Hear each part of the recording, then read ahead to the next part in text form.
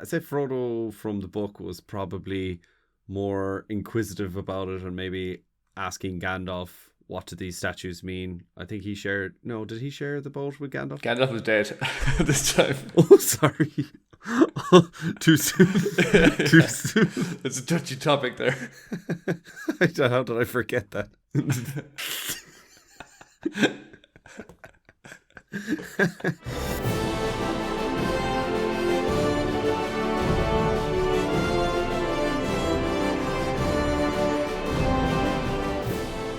Hello everyone and welcome to this week's episode of the Council of Elrond, your number one podcast for all things Lord of the Rings. I'm Johnny and I'm joined as always by my lovely co-host and brother Dave, and this week we're going to start off with a bit of exciting news that you have to bring to us, Dave, because you've just arrived home from an exciting event, isn't that right?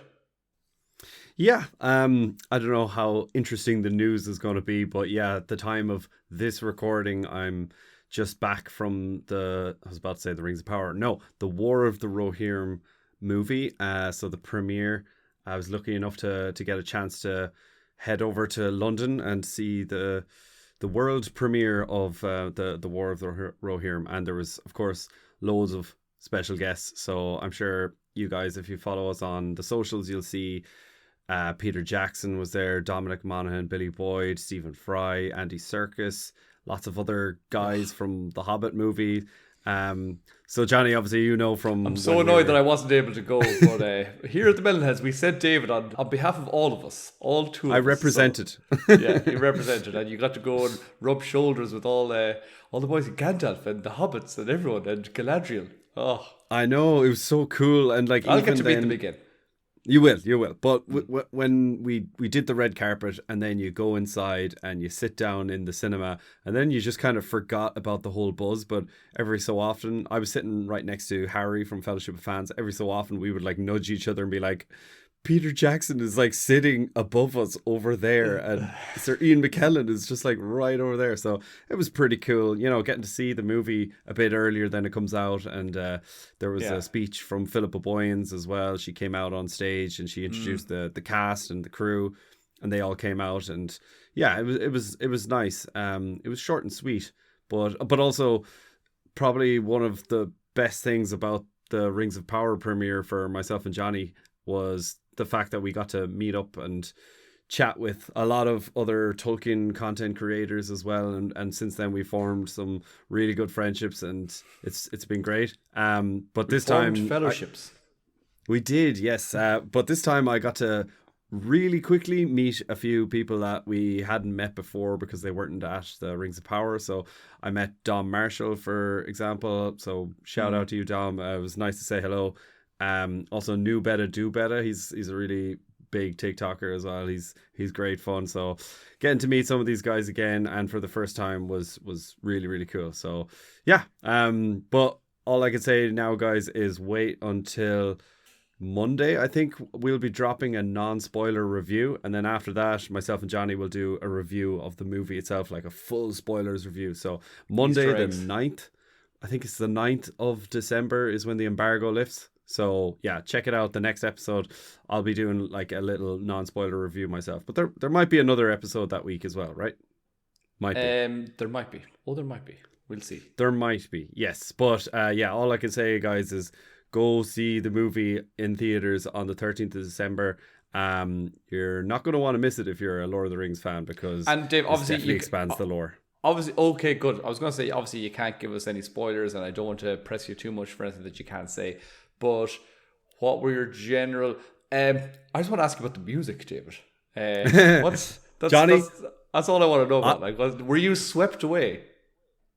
I was swept. Like, it's always great to be back in Middle Earth again. Even before going in to watch the movie, just being amongst all Tolkienites and you were swept to a galaxy far, far away. Oh wait, no, that's not what. Well, there was a couple. Like, we've got Dom Monaghan and Ian McKellen. No, Ian McKellen's not in... Sorry, Christopher Lee is in Star Wars. But yes, I can't.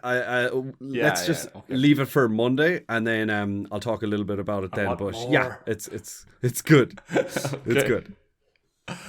All right, very, very good. Well, that was very exciting, and I actually hadn't got to speak to Dave at all since he got back, so I'm finding out all of this the same as you guys. So I'm jet lagged from London. you looked like crap. I know. I basically did an all-nighter. I got up at 3 a.m, went over, watched the premiere, and then stayed up all night and came back. And then I just crashed for a couple of hours here, and now I'm recording. So I didn't get to speak to anyone about it yet. So Johnny, you're the first person to hear about it. Privilege, yeah. And you didn't really hear much. I didn't hear much. Yeah, I gotta wait till Monday, like all the rest of you guys as well. Now this sucks. Well, actually, I'm okay. I hate getting spoiled on anything before it comes out. So I'm gonna be patient and wait. And it's the 13th. What date does 13th. It actually? 13th to drop. So that's 13th Friday of December. Yes. Friday the 13th. Oh, Friday the 13th. I didn't even think about that before. Oh God. Right. That's lucky in some countries. Not in this one. No, not in this one. So we're going to get straight into this week's episode then, after that exciting news. And Dave, you don't even know what this episode is about, do you? I just told you, hey Dave, we're going to record about something. And you were like, okay, let's go. I'm jet lagged, but let's go for it. So are you excited, True. Dave? I'm excited. Hit me with what's to come. Oh, I'm going to quiz you. I'm going to quiz you hard. Oh God. Okay. I know. I'm ready.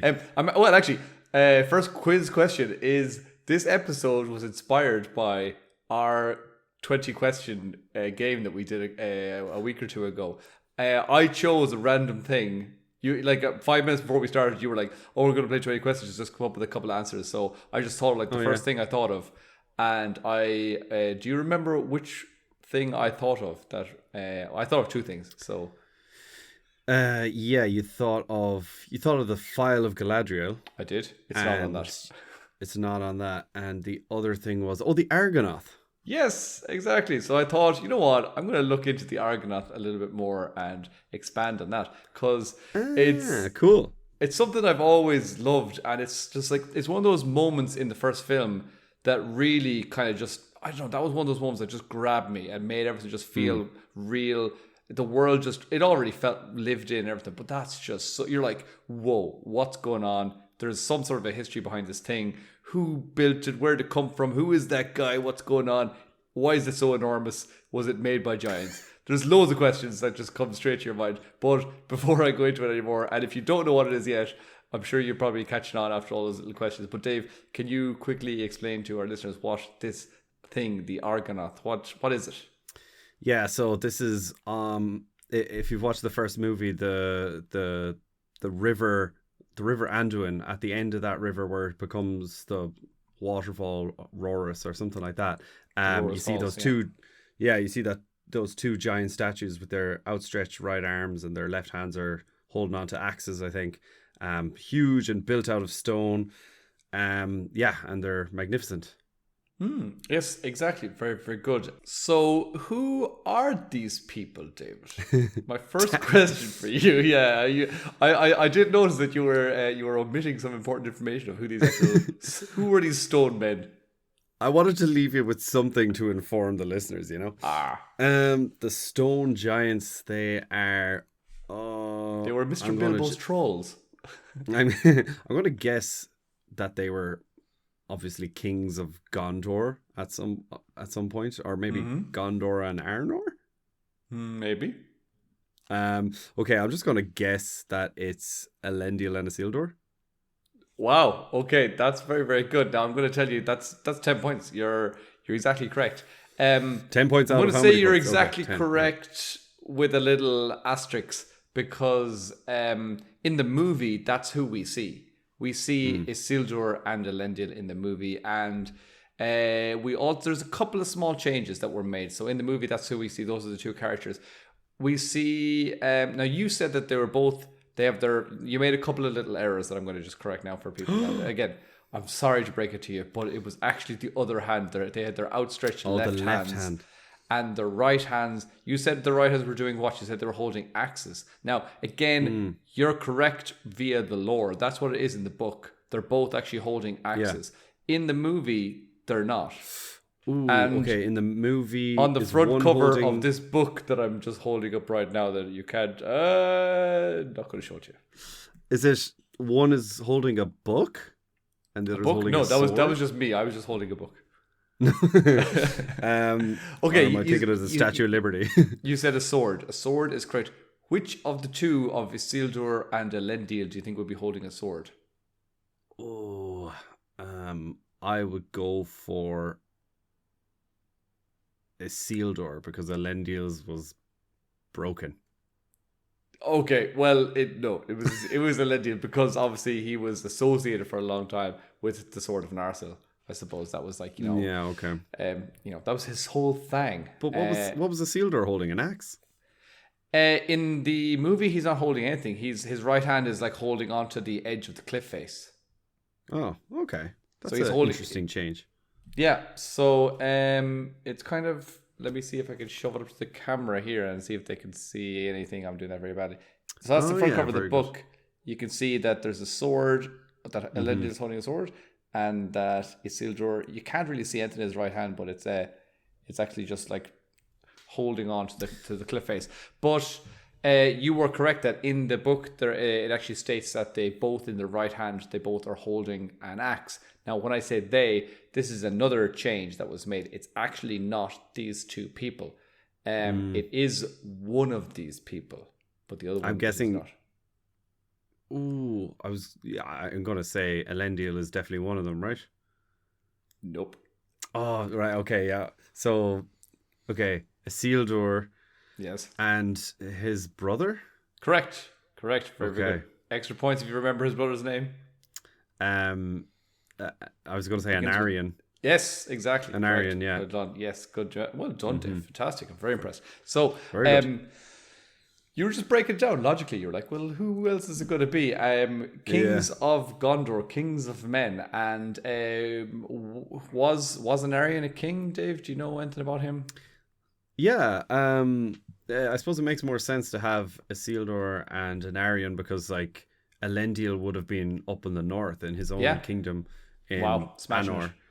Yeah, so like the two brothers were shared kings of Gondor, and Anarion was based in Minas Anor, and then Isildur was based in Minas Ithil, and basically they both had their thrones in between those two cities in a place called Osgiliath, which we see is ruined in the movies, but that used to be the home of the kings, and then eventually it was ruined, and now Minas Tirith is the home of the kings. I'm saying now as if like now based in the year 3018. We live in the time when the Lord of the Rings took place. That's where Dave and that's where our brains live all the time. Now, Dave, you've just given loads of information and you've been like spot on with everything. I'm very, very impressed. And I was wondering, do you use the same trick of remembering that Anarion was in Minas Anor just because they both begin the letter A?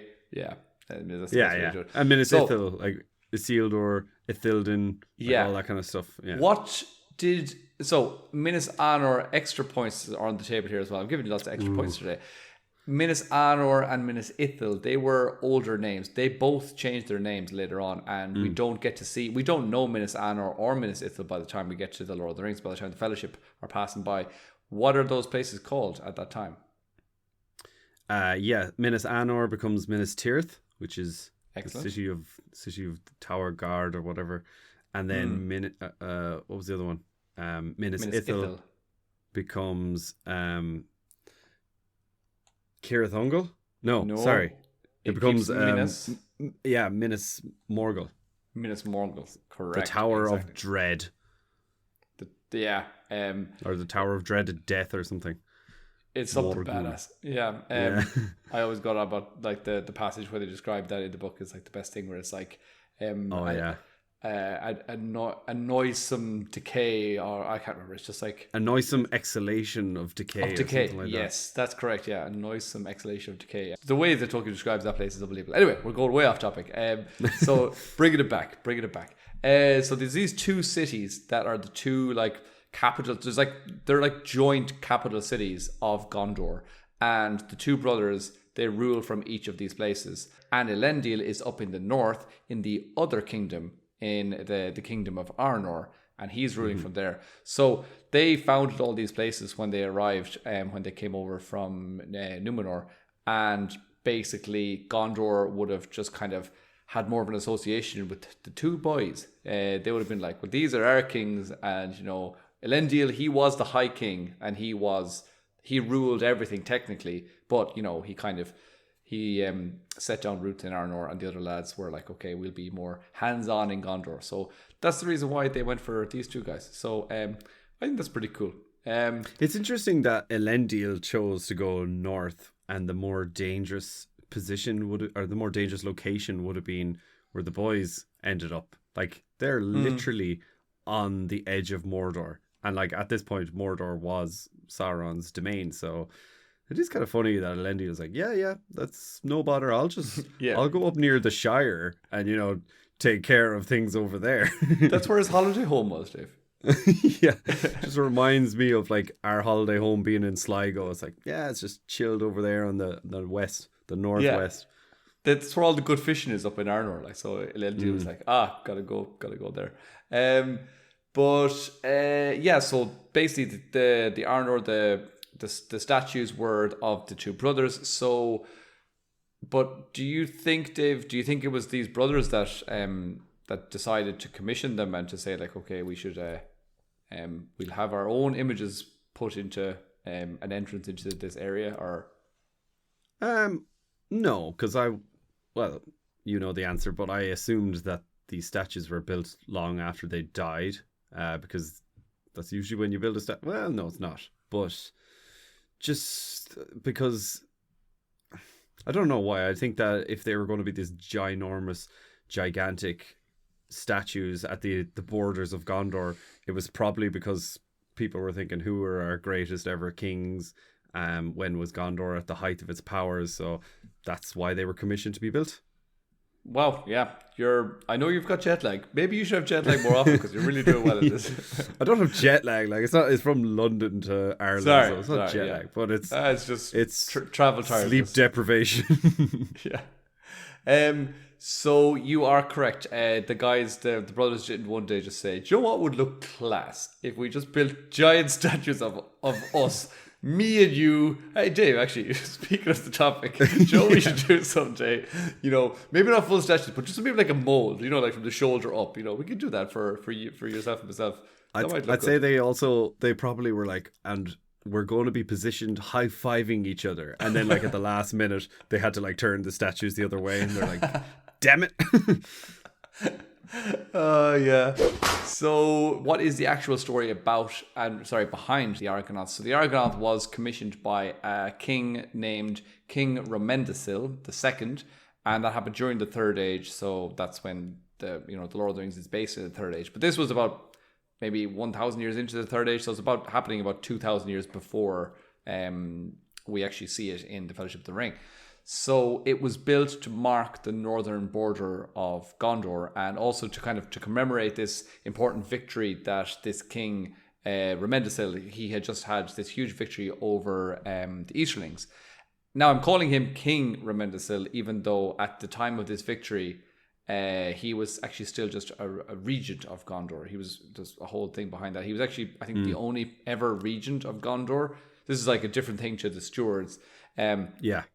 Basically, the Queen Regent in Númenor. Yeah, well, but the thing was, there was a king in place, and the king was just very lazy, and then he had a brother who was also kind of lazy, and then his brother's son was the king's nephew, and he was this like go-getter, and the king was like, I'll let this guy rule for a while. He just named him regent. But then when the king died, it was actually, and then this guy was like ruling everything and winning battles against Easterlings, all that kind of stuff. And then eventually, when the king died, it was his father that went in as the king as well, so that he still just was like, the king's dead, I'm already basically doing the king's job, and I'm still going to be like knocked down the pecking order.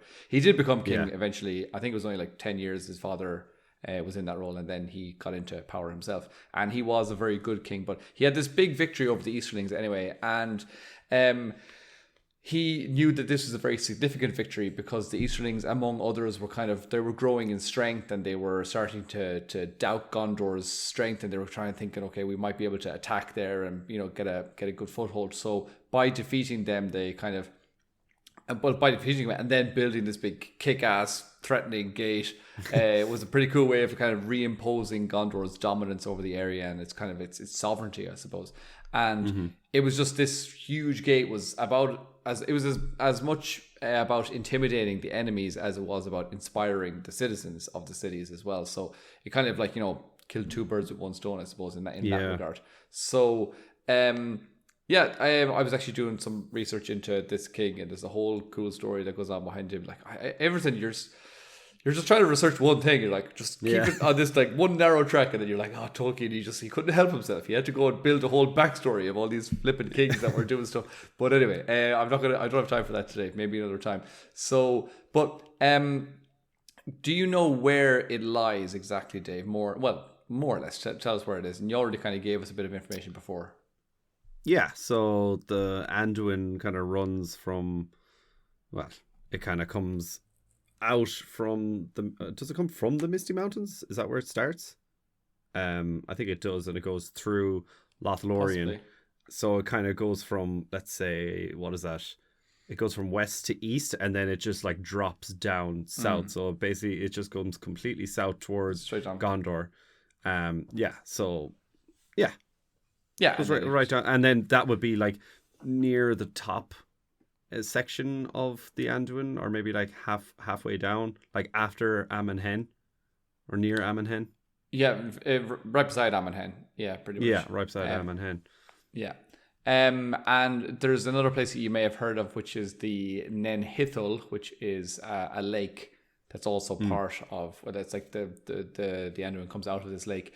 But basically, the Argonath, it stands on either side of the river Anduin, and it's south of the Nen Hithel and north of the Rohirrim Falls, which you mentioned a while ago as well. That's where we see Boromir's little boat getting pushed off the edge of that after, like, for his little funeral ceremony. So those waterfalls were called the Rohirrim Falls. And the choice of location is significant, as the Anduin was Gondor's main artery for trade and for defense, and the statues marked its northernmost boundary.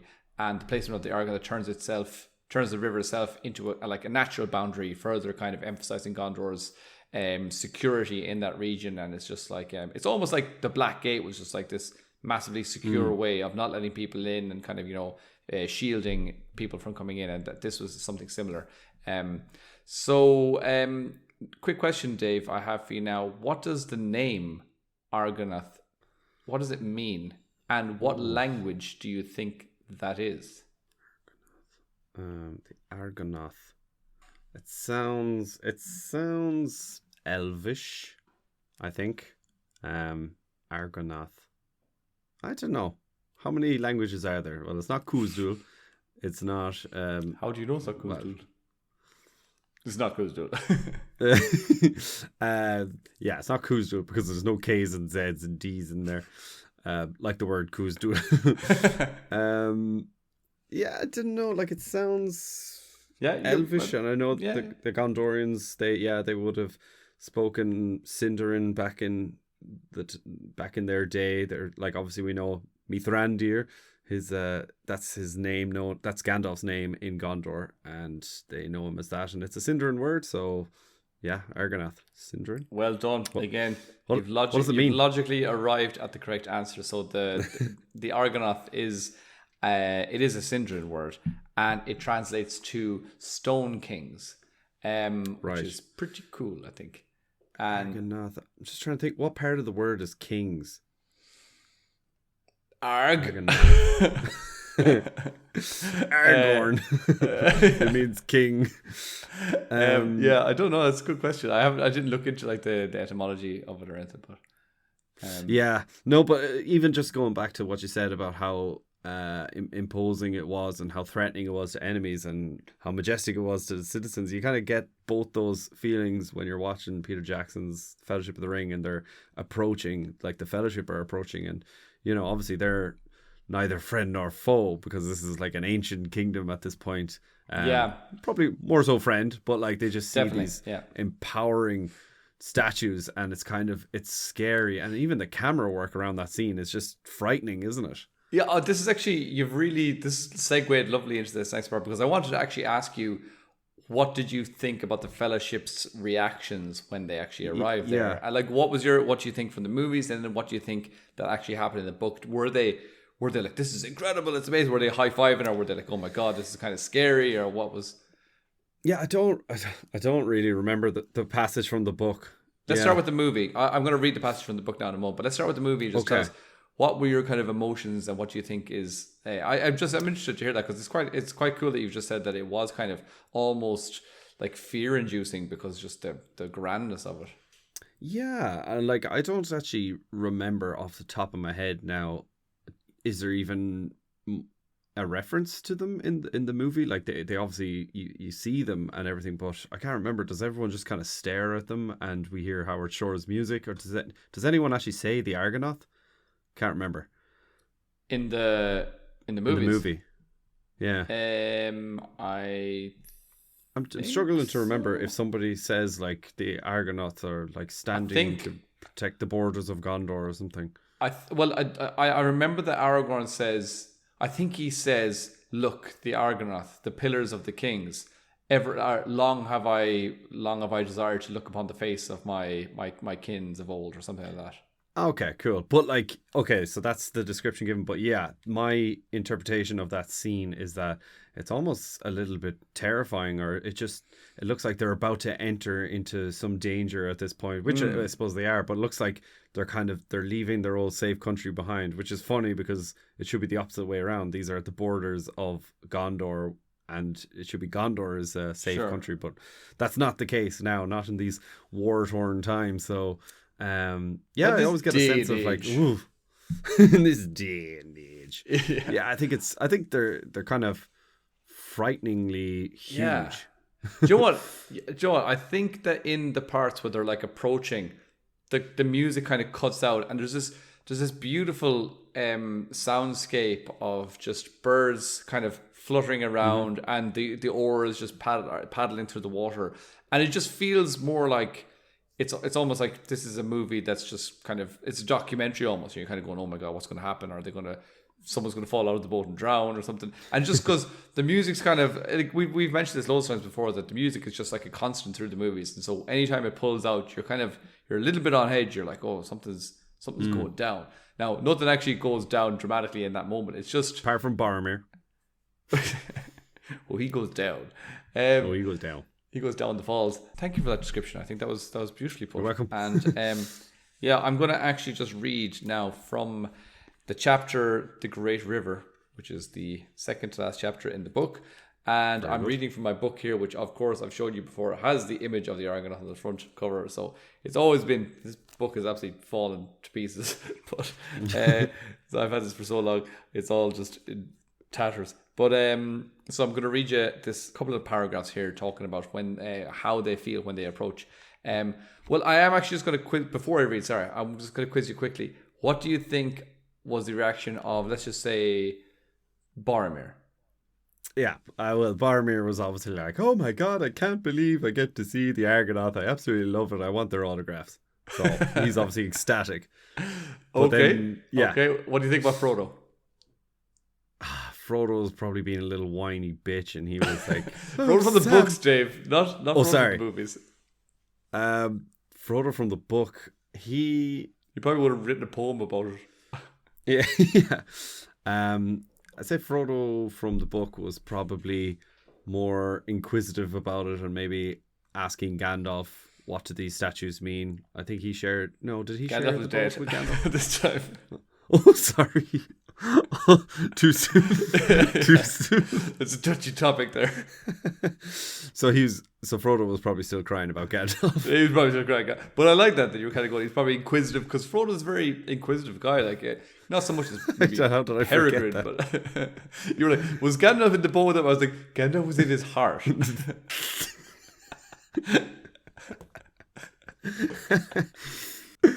Oh, right. Yeah, God. Anyway, reading from the chapter of the Great River. Frodo, peering forward, saw in the distance two great rocks approaching. Like great pinnacles or pillars of stone they seemed. Tall and sheer and ominous, they stood upon either side of the stream. A narrow gap appeared between them, and the river swept the boats towards it. Behold, the Argonath, the pillars of the kings, cried Aragorn. We shall pass them soon. Keep the boats in line and as far apart as you can. Hold the middle of the stream. As Frodo was borne towards them, the great pillars rose like towers to meet him. Giants they seemed to him, vast grey figures, silent but threatening. Then he saw that they were indeed shaped and fashioned. The craft and power of old had wrought upon them, and still they preserved, though the suns and rains of forgotten years, the mighty likenesses in which they had been hewn. Upon great pedestals founded in the deep waters stood two great kings of stone. Still with blurred eyes and crannied brows they frowned upon the north. The left hand of each was raised palm outwards in gesture of warning. In each right hand there was an axe. Upon each head there was a crumbling helm and crown. Great power and majesty they still wore, the silent wardens of a long-vanished kingdom. Awe and fear fell upon Frodo, and he cowered down, shutting his eyes and not daring to look up as the boat drew near. Even Boromir bowed his head as the boats whirled by, frail and fleeting as little leaves under the enduring shadow of the sentinels of Númenor. So they passed into the dark chasm of the gates. Sheer rose the dreadful cliffs to unguessed heights on either side. Far off was the dim sky. The black waters roared and echoed, and a wind screamed over them. Frodo, crouching over his knees, heard Sam in front, muttering and groaning. What a place! What a horrible place!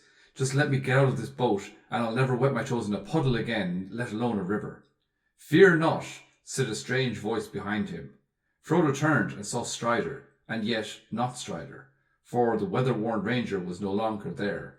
In the stern sat Aragorn, son of Arathorn, proud and erect, guiding the boat with skillful strokes. His hood was cast back, and his dark hair was blowing in the wind. A light was in his eyes, a king returning from exile to his own land. Fear not, he said. Long have I desired to look upon the likenesses of Isildur and Denarion, my sires of old. Under their shadow, Elisar, the Elfstone, son of Arathorn, of the house of Valandil, Ildur's son, heir of Elendil, has naught to dread. Well, there you go. He's the only one not dreading, but Sam is like crapping his pantaloons. Yeah, and even Boromir is kind of cowering down a bit, like so. But it's really cool that like there is such an important. There's like loads of symbolism that's happening in this part where this is a gateway, and so it is kind of like signifying a journey that's happening for some people. For some people, it's kind of like for Frodo, he's getting closer he's getting closer to Mordor, obviously, but he's also kind of entering into the lands where this ring had like such a huge important part. And then also Aragorn, he's kind of now he's just returning home. He's like driving home for Christmas. Well, it's not really his home. It's his heart, his home heart, his heart home. His home is in Rivendell. Yeah, he's a man of many abodes. You think Boromir is on his way home, but he obviously hasn't taken this path before. Yeah, I don't like. I mean, even Aragorn had who was, a complete traveler and 87 years of age, yeah. And he'd never even seen them. So I mean, it's obviously off the beaten track. Now, at this point, this land had been abandoned, even though it used to be kind of like a thriving location. Obviously, it didn't just put this in the middle of nowhere. So, but at this point, it's just kind of come to ruin. So, yeah. Mm-hmm. But I think I just love hearing some of those passages and those descriptions of like the way Tolkien describes it, the way he describes the reactions of the different people, and it starts to like almost be like, oh, it's really bad. They're all fearful of the place and they're getting nervous, and Sam is starting to, as you said, wet himself basically, and then suddenly it's like Aragorn's just like, fear not, and they're all like, yeah, who's that? And they look around, and his hair is just like blowing in the wind, and they're like, Strider, and he's like, they're like, that's not Strider, that's some sort of a king, and it's just, I love it. Yeah, it's cool. So, techniques, Dave. How do you think this thing was built? Like, it's masterful. Well, it's really cool in the film. I think in the behind the scenes, they actually talk about how they assume it was built, and you can actually see there's like layers of stone on top of each other. So it's not just like one big huge rock or one big statue built out of one stone. It's kind of like one giant layer, like maybe, I don't know, 12-foot layer of stone on top of each other. So that's how they do it in the movies to make it more realistic. And then it's like built into the mountain, kind of carved out of the mountain. And then I would say in the book, if there is a description on how it's built, I assume it probably is all one. and it's just carved straight out of the mountain itself. Yeah, that's exactly correct. It is. Now again, you might think, how are men doing this kind of crazy stuff and like these kind of incredible monuments? Yeah. But who were these men? They were, they were Dwarves. descendants of. Well, maybe the dwarves helped. We're not too sure. But they were descendants of Numenor. Yeah, exactly. The Numenors were always doing crazy shit. They were built. Numenor is like they're like the Egyptians. The magic. Yeah, or it's like the magic word for any Harry Potter things where you're like, I don't get how this works, and you're like, oh, magic. Numenor is like the same thing. It's like, how did they build this? They were Numenorians. They were, they came from Numenor. That's it.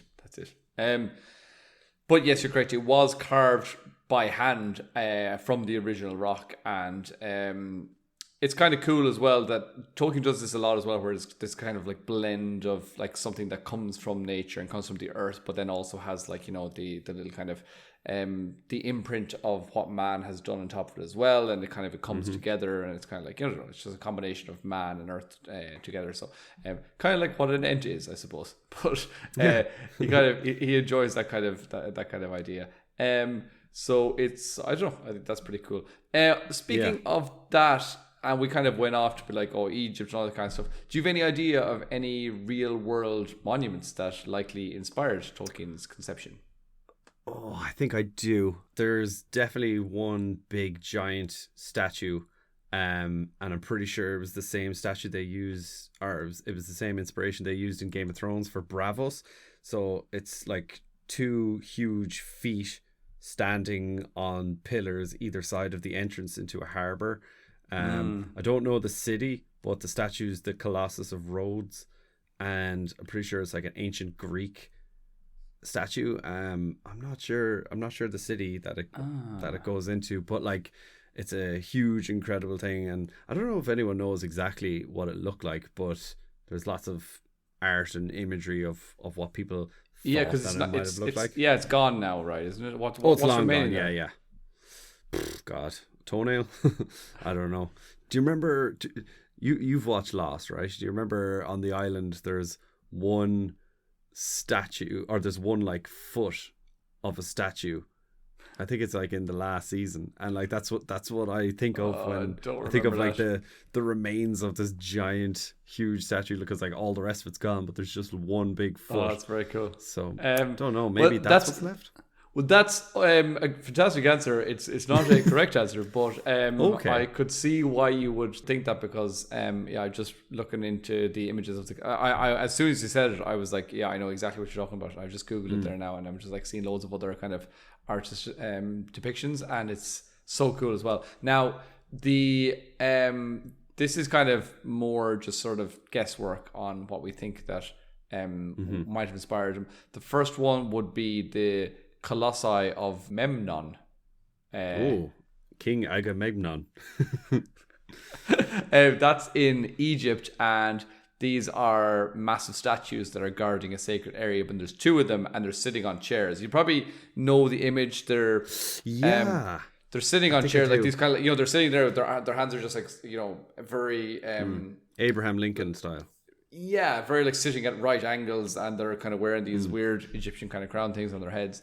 So that's one, and there's another one then, which is Zeus at the Olympia, which is probably quite a famous image as well. And again, it's just Zeus sitting in like an upright back chair, and I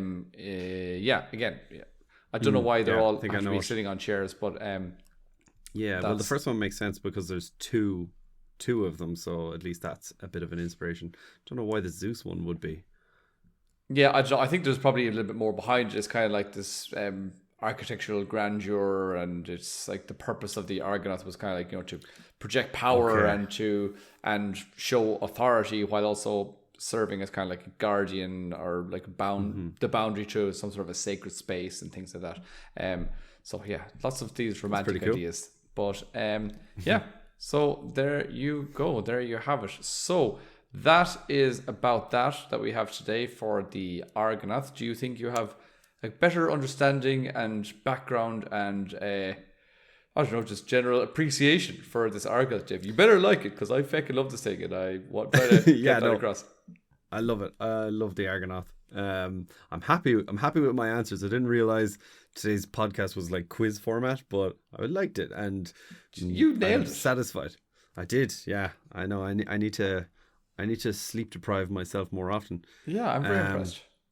But yeah, no, it's a really cool part. It's such a tiny little part of the movie and the book in a sense that, you know, you can look at that, folks. We did an entire podcast just based on this 20-second piece in the movie and maybe a 2-page part of the book. So yeah, it is very short in the book, but it is, I think the way it was done in the movies was just so grand and impactful that, as I said, look, it made it onto the cover of this version of the Fellowship of the Ring, and like that's such a striking and such a just a well-known image now that if you just see that anywhere, you're like, oh, like I know exactly what that's from, you know. So it's you've seen the Argonath before in a Spanish bar, haven't you?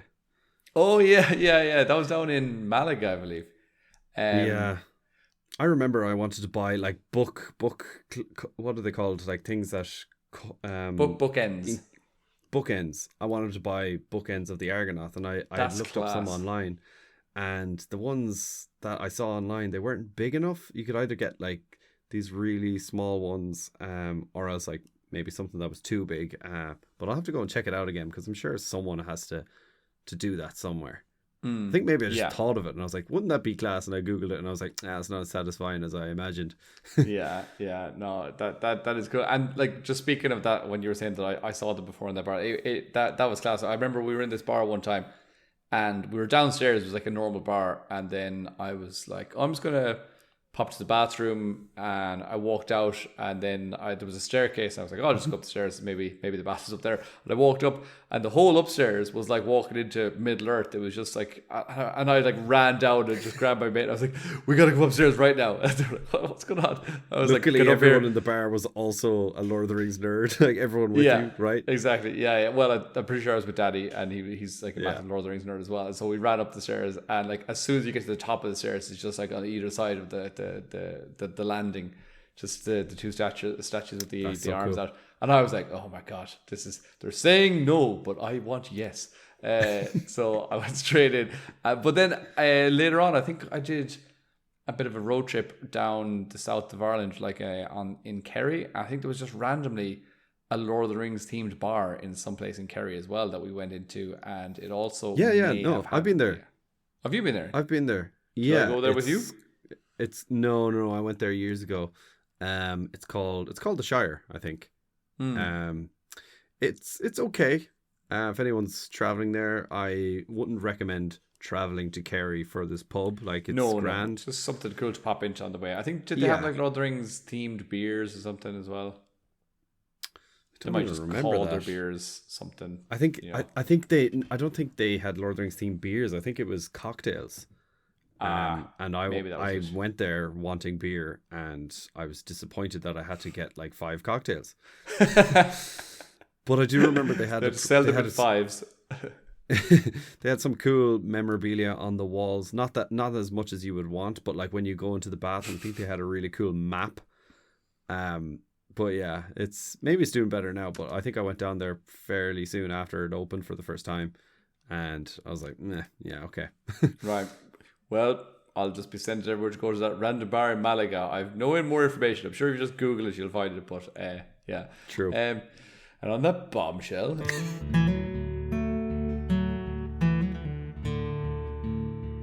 So there you have it, folks. That is our episode this week, all about the Argonath, this amazing gateway into the northern realm of Gondor. And we really hope that you got a good idea of the history of this landmark, and that you enjoyed hearing some little tidbits, and that you maybe got as many answers correct as Dave. And if you did, well, then you should pat yourself on the back, because he did exceptionally well this week. Good man, Dave. Thank you. Thank you all.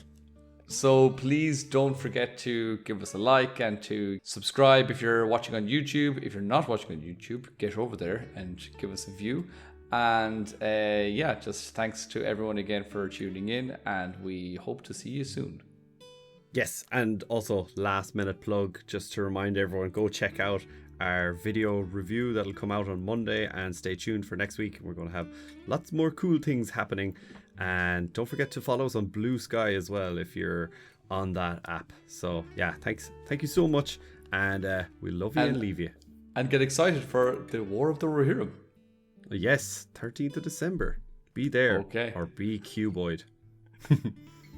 See you guys. See ya.